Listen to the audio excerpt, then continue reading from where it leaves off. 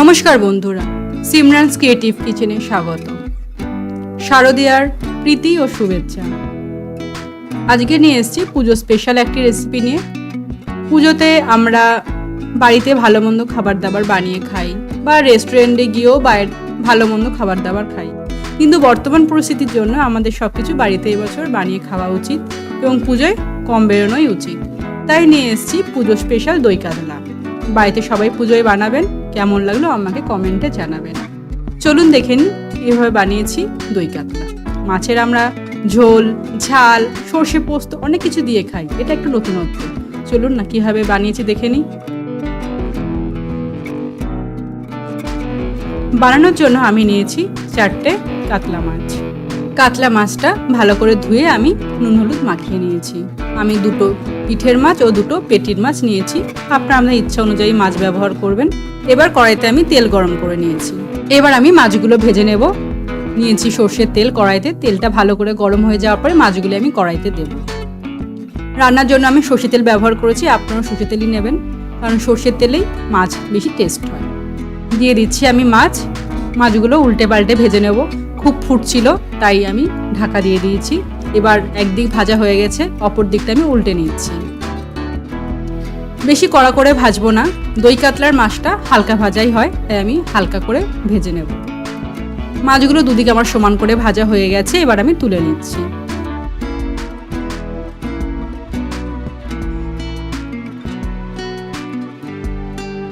এইভাবেই আমি প্রত্যেকটা মাছ ভেজে নিই। এবার ওই তেলেই আমি মাছের গ্রেভিটা রান্না করব। দিয়ে দিচ্ছি আর একটু সর্ষের তেল গ্রেভিটা করার জন্য। এবার দিয়ে দিচ্ছি ফোড়নে দিয়েছি আমি শুকনো লঙ্কা, গোটা সাদা জিরে, দারচিনি, এলাচ, লবঙ্গ ও তেজপাতা। সবগুলোই আমি তেলের মধ্যে এবার দিয়ে দিচ্ছি। শুকনো লঙ্কা, তেজপাতা, দারচিনি, এলাচ এবং গোটা সাদা জিরে। গরম মশলাটা একটু যখন ভাজা হয়ে যাবে তখন দিয়ে দেব আমি পেঁয়াজ বাটা। আমি এখানে 3টে পেঁয়াজ বেটে নিয়েছি।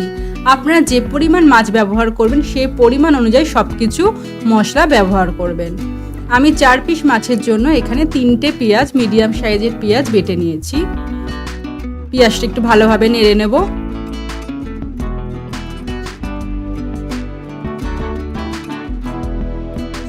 আর নিয়েছি আদা রসুন বাটা। এখানে 10টা রসুন এবং 2 ইঞ্চি আদা আমি বেটে নিয়েছি। দিয়ে দিচ্ছি আদা রসুনের বাটা। ভালো করে এবার আমি মশলাটা কষিয়ে নেব, নয়তো কাঁচা পেঁয়াজ আদা রসুনের গন্ধ বেরোবে। মশলাটা ভালো করে আমি কষিয়ে নেব, নয়তো কাঁচা পেঁয়াজ আদা রসুনের গন্ধ বেরোবে। গ্যাসের ফ্লেমটা মিডিয়াম ফ্লেমে রাখবো, নয়তো তলায় লেগে যেতে পারে। মশলাটা আমার কষানো হয়ে গেছে। এবার আমি দিয়ে দিচ্ছি টক দই। টক দইটা আমি এখানে নিয়েছি 200 গ্রাম। টক দইটা আমি মিক্সিতে একটু ফেটিয়ে নিয়েছিলাম। আপনারাও ফেটিয়ে নেবেন, নয়তো কড়াইতে দেওয়ার সাথে সাথেই ছানার মতো কেটে যেতে পারে বা ছানা ছানা মতো দেখতে লাগতে পারে। দইটা যখন ভালোভাবে মিশে যাবে গ্রেভিতে তখন আমি দিয়ে দিচ্ছি 1 চামচ জিরে গুঁড়ো, 1/2 চামচ ধনে গুঁড়ো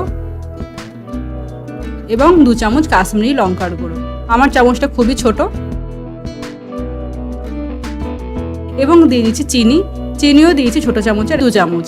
এবার ভালো করে মশলাটা মিশিয়ে নেব এবং মশলাটা কিছুক্ষণ কষিয়ে নেব, নয়তো কাঁচা আদা জিরে গুঁড়োর গন্ধ বেরোতে পারে।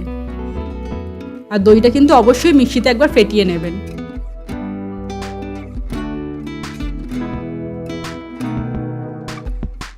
এবার ঢাকা দিয়ে দিলাম। কিছুক্ষণ পর তেলটা যখন ভালোভাবে আলাদা হবে তখন মশলাটা আমার কষানো হয়ে যাবে। ভালোভাবে এবার নেড়ে নিলাম। এবার দিয়ে দিচ্ছি কাজু বাটা। এখানে আমি 10টা কাজু পেস্ট করে নিয়েছিলাম। আর কাজু বাটার আগে অবশ্যই কাজুটা একটু ভিজিয়ে নেবেন, তাহলে মিহি করে কাজুটা বাটা যায়। এবার কাজুটা ভালো করে গ্রেভির সাথে মিশিয়ে দিলাম। কিছুক্ষণ ফুটবে। সামান্য পরিমাণ কাজুর বাটিটা ধুয়ে একটু জল দিলাম। আবারও ভালোভাবে একটু নেড়ে নেব। আমি কিন্তু এখন অবধি নুন দিইনি, নুনটা আমি একটু পরে দেব। কিছুক্ষণ ঢাকা দিয়েছিলাম, 1 মিনিটের জন্য ঢেকে রেখেছিলাম যাতে মশলাটা ভালোভাবে কষে যায়। ঢাকা খুলে নিয়ে আবারও নেড়ে নিলাম এবং দিয়ে দিচ্ছি 2টো কাঁচা লঙ্কা 2টো আমি চিড়ে দিয়েছি। আপনারা যেমন ঝাল খাবেন সেই অনুযায়ী লঙ্কা দেবেন, কিন্তু যেহেতু এটা ঝাল মিষ্টি গ্রেভি তো বেশি ঝাল দিলে ভালো লাগবে না, তাই এখানে আমি 2টো লঙ্কাই ব্যবহার করেছি। লঙ্কাটাও ভালোভাবে মিশিয়ে নিলাম যাতে লঙ্কার ভালো একটা স্মেল আসে। এবার দিয়ে দিচ্ছি ভেজে রাখা মাছটা। মাছগুলো আমি দিয়ে দিচ্ছি গ্রেভির মধ্যে। মাছগুলো দিয়ে আমি গ্রেভিতে একটু নেড়ে নেব, তাহলে মাছের ভেতরে মশলাগুলো ভালো ঢুকে যাবে এবং দেখতেও ভালো লাগবে আর খেতেও ভালো লাগবে। এইভাবে মাছটা আমি গ্রেভির মধ্যে একটু উল্টে নিচ্ছি।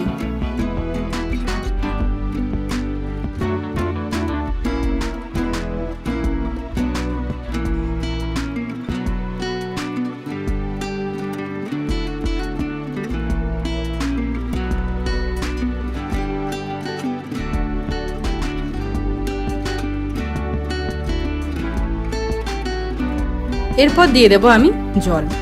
যেহেতু গ্রেভিতে জল আমি কম রাখবো বা ঝোল আমি রাখবোই না, সেজন্য বেশি জল আমি দেব না।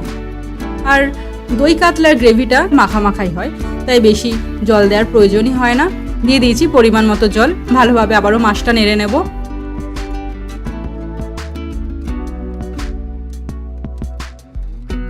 এবার দিয়ে দিচ্ছি আমি নুন। জলটা যখন ফুটে এসছে তখন আমি কিন্তু নুনটা দিয়েছি, যাতে মাছের ভেতরে ভালোভাবে নুনটা ঢুকে যায়। এখানে আমি 2 চামচ নুন দিয়েছি।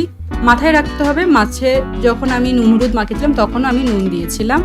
নুনটা ভালোভাবে মিশিয়ে নিয়ে আমি এবার ঢেকে দেব 10 মিনিটের জন্য। মাছটাও সিদ্ধ হবে এবং ঝোলটাও শুকাবে। দই কাতলাটা গামাখাই হয়। 5 মিনিট পর ঢাকাটা আমি খুললাম। দিয়ে দেব গরম মশলার গুঁড়ো। গরম মশলার গুঁড়ো দিয়েছি আমি ছোট চামচের হাফ চামচ। গরম মশলার গুঁড়োটাও ভালোভাবে আমি নেড়ে নেব এবং মাছগুলো উল্টে দেব, যাতে সমানভাবে দুদিকটা সিদ্ধ হয়। আবারও আমি ঢেকে দেব 7-8 মিনিটের জন্য।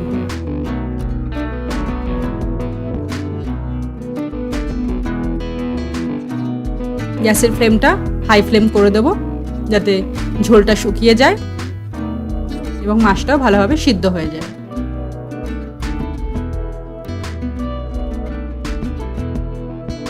ঢেকে দিলাম। এবার ঢাকা খুললাম। দেখতেই পাচ্ছেন খুব সুন্দরভাবে তেল ছেড়ে এসছে এবং মাছটা একদম জল শুকিয়ে গ্রেভি হয়ে গেছে। রেডি হয়ে গেছে আমাদের দই কাতলা। এবার পরিবেশনের পালা। গরম ভাতের সাথে খুবই দুর্দান্ত একটা রেসিপি। মাছ আমরা খুবই ভালো খাই, বাঙালি মানেই মাছে ভাতে বাঙালি। পুজোতে অবশ্যই বানাবেন এই দই কাতলা রেসিপিটি এবং কেমন লাগলো কমেন্টে আমাকে অবশ্যই জানাবেন। যদি আমার রেসিপিটি ভালো লেগে থাকে লাইক, শেয়ার এবং সাবস্ক্রাইব করবেন আমার ইউটিউব চ্যানেল সিমরানস ক্রিয়েটিভ কিচেনে পরবর্তী রেসিপির জন্য। নমস্কার, ধন্যবাদ।